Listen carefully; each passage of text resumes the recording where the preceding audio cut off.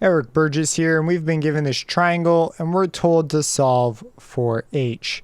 Now this is a pretty tricky looking problem, so the way I like to start sort of tackling these is first let's see where the right triangles are. If there are any right triangles, those are usually super important, right? Because we can use our trig functions. So it appears that we have two. We have a smaller one here, like that. And we have a bigger one out here, like this. So one thing that's interesting about this triangle is we're not told any of the side lengths entirely. We're only told a piece of a side length. So that's kind of strange. Let's go ahead and label the side lengths. And what I like to do is I like to just start solving for stuff until something pops out at me that says, oh, this is how you can get to h. So if we start doing this and look at this, we say, well, okay, we know that this is 90 degrees and this is 29.5. So we could find this angle up here. So doing that, let's just start filling this triangle in. We take 180 and we subtract off the two angles that we already know. What remains must be the third angle. So we have 60.5 degrees up here. 60.5 degrees. So okay, we know this angle here. And I'm going to give a name to some things. I'm going to give a name to this side. I'm going to call it R. I'm going to call this capital A. And I'm going to call this B. And let's see if we can't come up with some relationships here that are useful. So we could use sine of this and relate this side to the hypotenuse, or we could use something else. We could use like tangent to relate this side to h, which could be interesting. We're going to have two unknowns, but that's fine. So we know that tangent of 60.5 degrees has to equal, and tangent is going to be the opposite.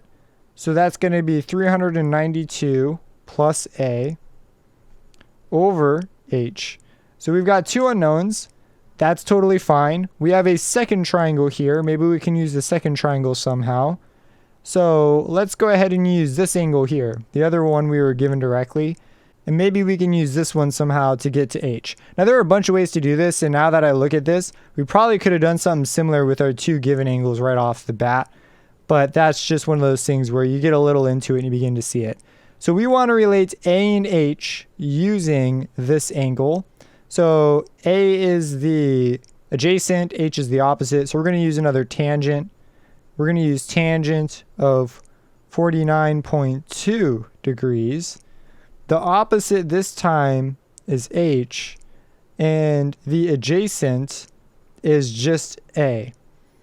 So if we look at this, we can solve for a. So if we solve for a using this equation here, we're going to get that a is equal to h over tangent of 49.2 degrees. Using this, we can plug that in for a up here.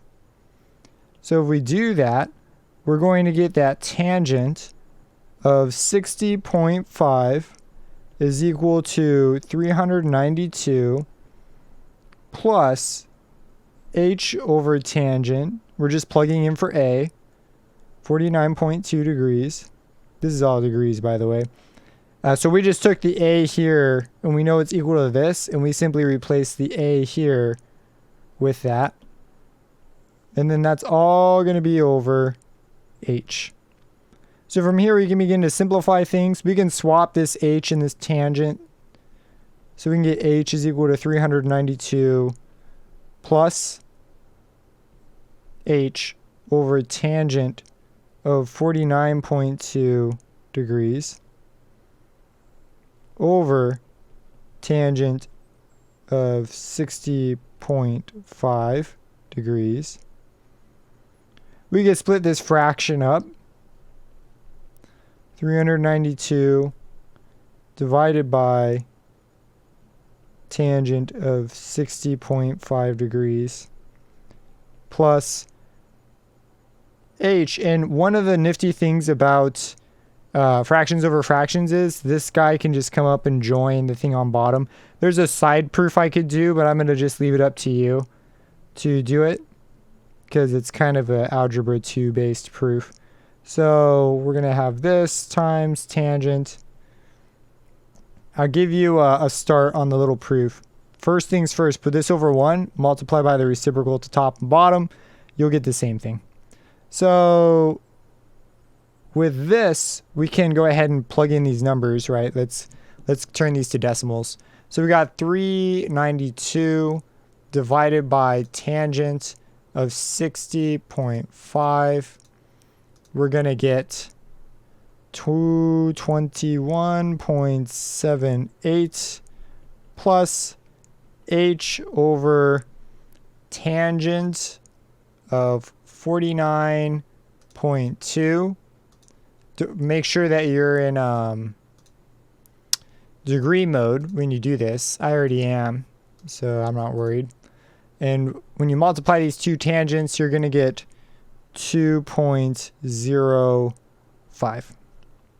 So let's get the h's together. So I'm going to move h, and I'm going to put on a negative 2.05 to both sides, and that's going to leave us with 221.78. So I just moved this one over to the other side. And then we want to combine them. So we will multiply by 2.05 to the top and the bottom of this h, 2.05.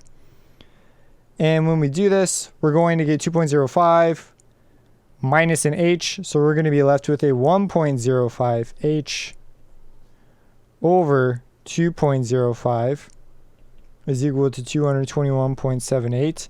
We can multiply by the reciprocal now, 2.05 over 1.05. These all simplify out.